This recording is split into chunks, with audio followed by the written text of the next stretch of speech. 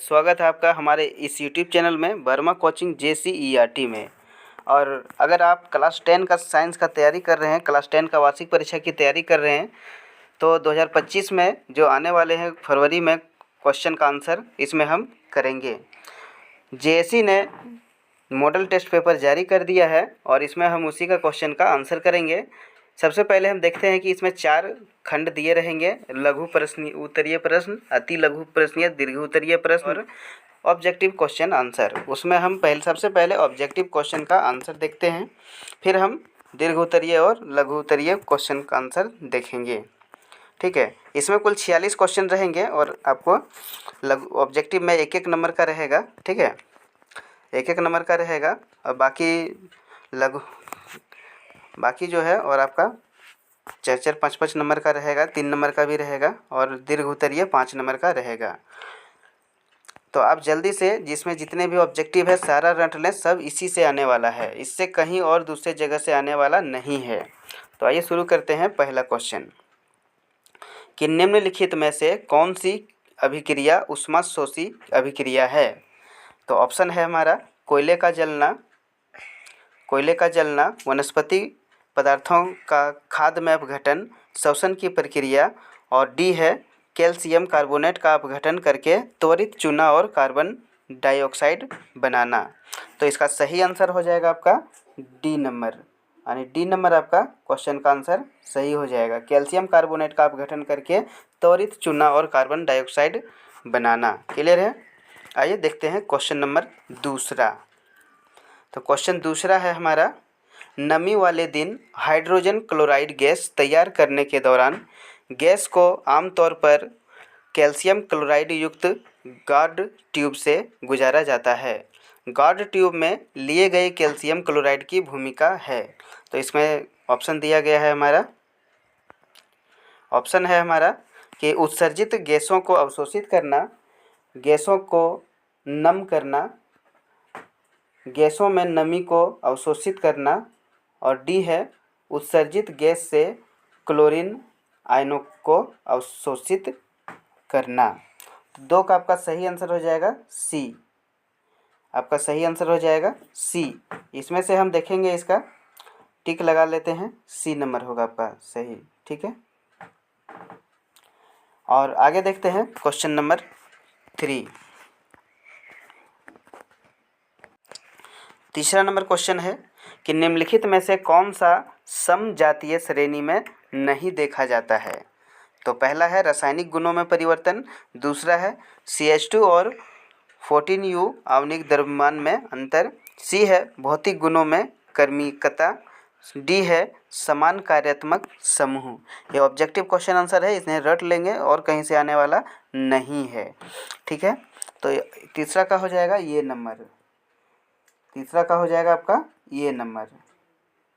ठीक है, चौथा नंबर देखते हैं कि निम्नलिखित में से कौन सी द्विविस्थापन अभिक्रिया है?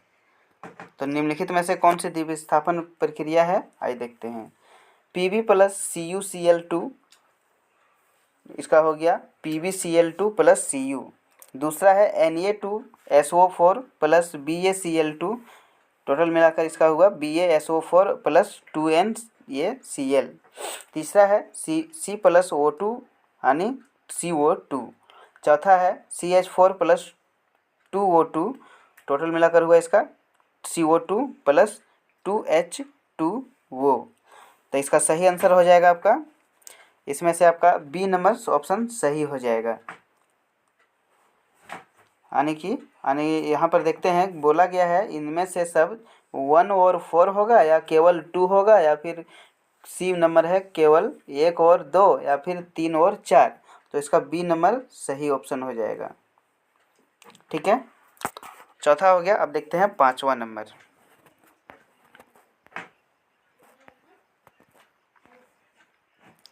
5वां नंबर है कि जल का विद्युत अपघटन का एक अपघटन अभिक्रिया है। जल के विद्युत अपघटन के दौरान मुक्त होने वाली हाइड्रोजन और ऑक्सीजन गैसों का मोल अनुपात है। तो यह है आपका 1.1 अनुपात, 2:1, 4:1 और 1:2। तो इसका आपका सही आंसर हो जाएगा बी नंबर 2:1। क्लियर है। आइए देखते हैं छठा नंबर। छठा नंबर है कि एक जलीय घोल लाल लिटमस घोल को नीला कर देता है। निम्नलिखित में से किस घोल को अधिक मात्रा में मिलाने से यह परिवर्तन उलट जाएगा? तो आइए ऑप्शन देखते हैं। बेकिंग पाउडर, दूसरा चूना, तीसरा अमोनियम हाइड्रोक्साइड घोल, चौथा हाइड्रोक्लोरिक एसिड। तो छठा नंबर का हो जाएगा आपका डी, यही होगा हाइड्रोक्लोरिक एसिड। ठीक है, डी नंबर। सातवां नंबर देखते हैं कि बेकिंग पाउडर का एक घटक सोडियम हाइड्रोजन कार्बोनेट है, तो दूसरा घटक क्या है? तो ऑप्शन है hydrochloric acid, tartaric acid, acetic acid और चौथा है सल्फ्यूरिक एसिड। तो 7 नंबर का ऑप्शन सही हो जाएगा आपका बी नंबर। 7 का भी बी ही सही होगा, टार्ट्रिक एसिड। ठीक है, अब हम देखते हैं आगे। 8वां नंबर देखते हैं कि धातुओं को खींचकर पतले तार में बदलने की क्षमता को क्या कहते हैं? क्या कहते हैं? ऑप्शन देखते हैं। तन्यता, आघातवर्धिता, ध्वनिमीय चालकता। तो 8वां का आंसर हो जाएगा आपका ए नंबर। ए नंबर हो जाएगा तन्यता। ठीक है, टिक लगाएंगे, तन्यता। 9 नंबर देखते हैं कि निम्नलिखित में से कौन आयनिक यौगिक नहीं है? तो पहला है KCl, दूसरा है HCl, तीसरा है CCl4 और चौथा है NaCl। तो क्या इसमें कौन सा होगा देखते हैं। 1 और 2 दोनों, या फिर बी है 2 और 3 और आगे है इसमें तो इसमें तो यहीं इसका आंसर मिल जा रहा है। इसमें बी नंबर होगा आपका आंसर। तो आगे हम क्यों बढ़ेंगे, यहीं बी हो गया। आइए देखते हैं क्वेश्चन नंबर 10। क्वेश्चन 10 में है कि निम्नलिखित में से किस यौगिक में OH कार्यात्मक समूह है? ऑप्शन ए है ब्यूटेनॉन, दूसरा है ब्यूटेनॉल, तीसरा है ब्यूटेनोइक अम्ल और चौथा है ब्यूटेनल। तो 10 का ऑप्शन सही हो जाएगा आपका बी नंबर। 10 का बी नंबर। क्लियर है। आइए देखते हैं 11 नंबर का। यौगिक CH3 और CH2 और CHO का नाम है, क्या है नाम इसका? प्रोपेनल, बी प्रोपेनॉन, सी इथेनॉल, डी इथेनल।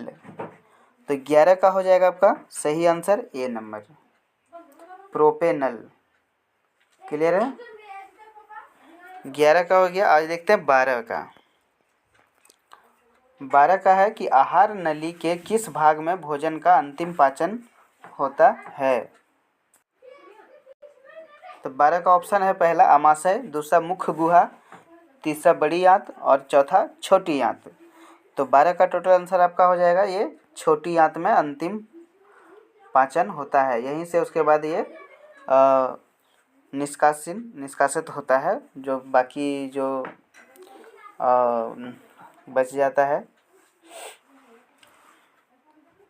आइए देखते हैं 13वां नंबर। श्वसन के दौरान गैसों का आदान प्रदान यहाँ होता है, कहाँ होता है? ऑप्शन है श्वास नली और स्वर यंत्र, दूसरा फेफड़ों के एल्यूयोली, तीसरा है एल्यूयोली और गले, चौथा है गले और स्वर यंत्र। तो 13 नंबर हो गया आपका टोटल। इसका आंसर बी नंबर हो जाएगा, बी नंबर हो जाएगा 13 का। 14 का देखते हैं। 14 का है कि मस्तिष्क के बारे में निम्नलिखित में से कौन सा कथन सत्य है? तो देखते हैं मस्तिष्क के बारे में कौन सा कथन सत्य है। मस्तिष्क का मुख्य सोचने वाला भाग पश्च मस्तिष्क है, दूसरा श्रवण, गंध, स्मृति, दृष्टि आदि के केंद्र अग्र मस्तिष्क में स्थित है, या लार, उल्टी, रक्तचाप जैसी अनैच्छिक क्रियाएं पश्च मस्तिष्क में स्थित मेडुला द्वारा नियंत्रित होती है। यही हो जाएगा आपका तीसरा नंबर आंसर सही हो जाएगा। तीसरा ही लगाएंगे, इसके अलावा दूसरा नहीं होगा। ठीक है, 14 का हो गया। आइए देखते हैं।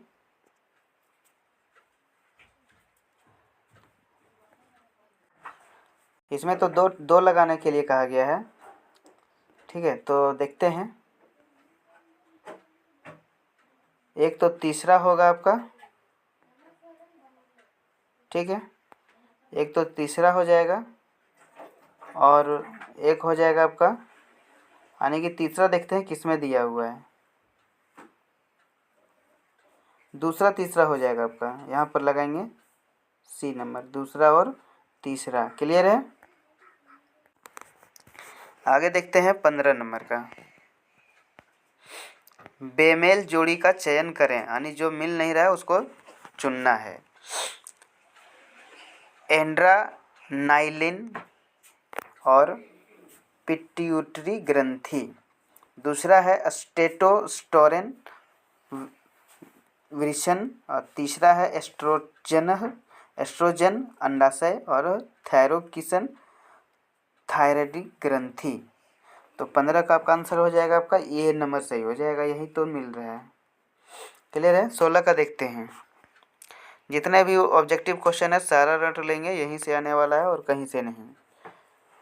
16 है, एक फूल में नर और मादा युग्मक यानी अंकुरन कोशिकाएं उत्पन्न करने वाला भाग है। कौन सा भाग है, आइए देखते हैं।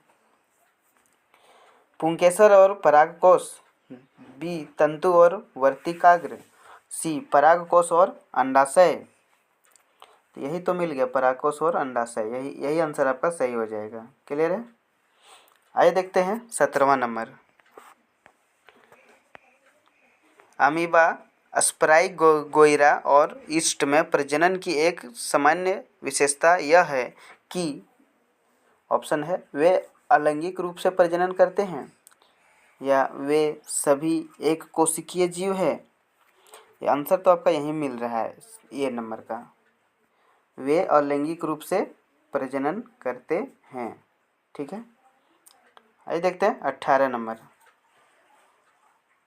18 नंबर है कि नीचे दी गई सूची में से उस लक्षण का चयन करें जिसे अर्जित किया जा सकता है, विरासत में नहीं मिलता है। कमाया जा सकता है लेकिन विरासत में नहीं मिलता है। आइए देखते हैं ऐसा क्या है। आँखों का रंग, त्वचा का रंग, शरीर का आकार और बालों की प्रकृति। तो 18 का हो जाएगा आपका शरीर का आकार, यही सही होगा। सी नंबर ऑप्शन सही है। 19 नंबर देखते हैं। प्राकृतिक चयन द्वारा प्रजातियों के विकास का सिद्धांत दिया गया था। तो मेंडल, डार्विन, मॉर्गन, लेमार्क। तो आपका सही आंसर हो जाएगा डार्विन, ये आपका सही आंसर है। क्लियर है। 20 नंबर देखते हैं। निम्नलिखित में से कौन सा कथन सत्य है। तो उत्तर इसका ऑप्शन है, एक उत्तल लेंस में 4 डायप्टोटर शक्ति होती है जिसकी फोकस दूरी 0.25 मीटर होती है। ये तो सही लग रहा है। आगे देखते हैं। एक उत्तल लेंस में 4 डायोप्टर शक्ति होती है, डायोप्टर, जिसकी फोकस दूरी 0.25 मीटर होती है।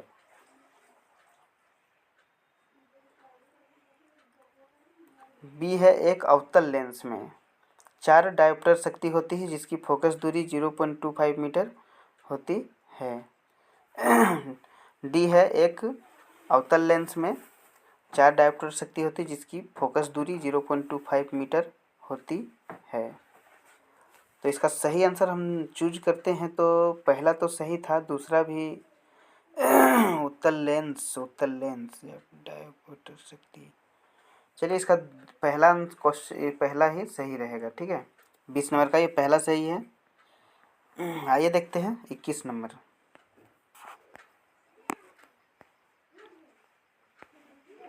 इक्कीसवां है कि निम्नलिखित में से किस में अनंत पर रखी गई वस्तु का प्रतिबिंब अत्यधिक छोटा और बिंदु का आकार का होगा।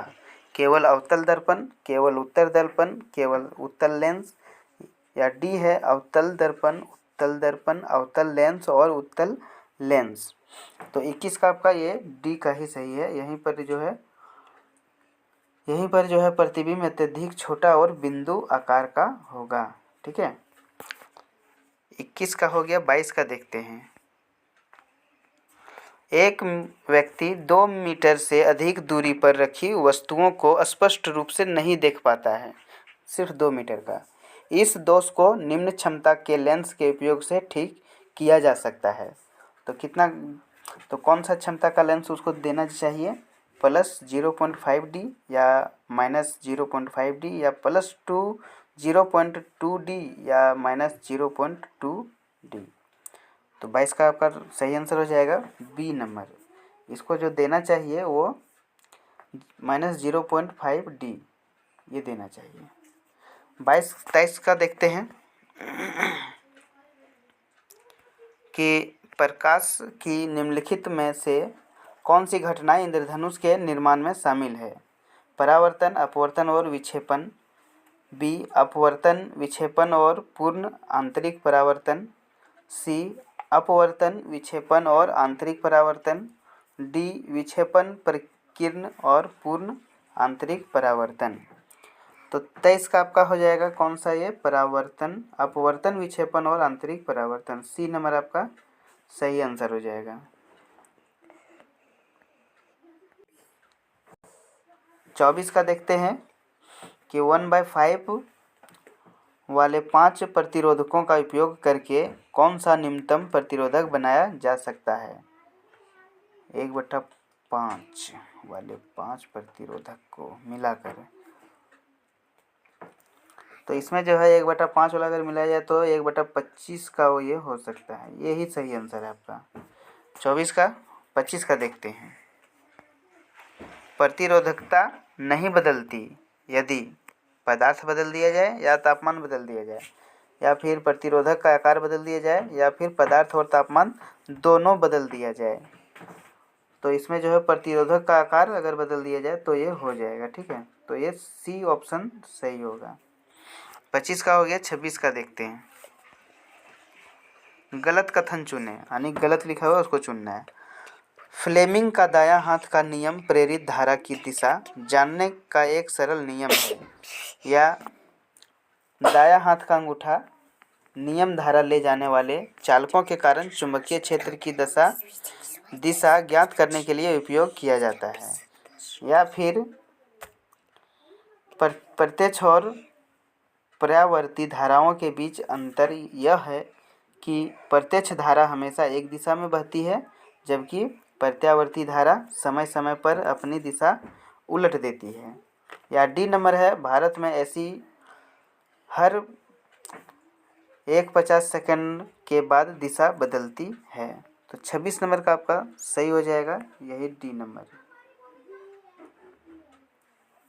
ठीक है, आइए देखते हैं 27 का। घरेलू उपकरणों को शॉर्ट सर्किट या ओवरलोडिंग से बचाने के लिए इस्तेमाल की जाने वाली सबसे महत्वपूर्ण सुरक्षा विधि है। 27 का, तो इसमें अर्थिंग या फ्यूज का उपयोग। देखिए, घरेलू उपकरणों में, घरों में अगर बोर्ड में शॉर्ट सर्किट से बचाने के लिए अगर फ्यूज लगाया जाता है तो ये फ्यूज ही उड़ जाएगा, ख़त्म हो जाएगा, कट जाएगा और बाकी कुछ नहीं हो पाएगा। तो ये फ्यूज का उपयोग करना ज़रूरी है। ठीक है, 27 हो गया। 28 देखते हैं। 28 है, जल विद्युत संयंत्र में क्या है? जल संग्रहित जल की स्थितिज ऊर्जा को विद्युत में परिवर्तित किया जाता है, या संग्रहित जल की गतिज ऊर्जा को स्थितिज ऊर्जा में परिवर्तित किया जाता है, या फिर जल से विद्युत निकाली जाती है, या डी है विद्युत उत्पन्न करने के लिए जल को भाप में परिवर्तित किया जाता है। तो 28 का आपका सही आंसर हो जाएगा ये नंबर, संग्रहित जल की स्थितिज ऊर्जा को विद्युत ऊर्जा में परिवर्तित किया जाता है। 29 है कि वे जीव जो विकिरण ऊर्जा का उपयोग करके अकार्बनिक यौगिक से कार्बोहाइड्रेट का संश्लेषण करते हैं उन्हें कहा जाता है। क्या कहा जाता है? देखते हैं। अपघटक या उत्पादक, शाकाहारी या मांसाहारी। तो उत्पादक बोला जाता है उसको। ये सही आंसर बी नंबर हो जाएगा। ठीक है, 30 देखते हैं। चिपको आंदोलन द्वारा दिया गया महत्वपूर्ण संदेश। तो चिपको आंदोलन द्वारा महत्वपूर्ण दिया गया एक संदेश क्या है? वन संरक्षण प्रयासों में समुदाय को शामिल करना या वन संरक्षण प्रयासों में समुदाय की अनदेखी करना या विकासात्मक गतिविधियों के लिए वन वृक्षों को काटना या सरकारी एजेंसियों को वनों में वृक्ष को नष्ट करने का आदेश देने का निविदवाद अधिकार है। तो 30 का आपका सही आंसर हो जाएगा ये नंबर। वन संरक्षण प्रयासों में समुदाय को शामिल करना। क्लियर है? 31 से लेकर 46 के सभी क्वेश्चन आंसर का वीडियो दूसरे वीडियो में है, डिस्क्रिप्शन में लिंक दिया गया है, आप देख सकते हैं।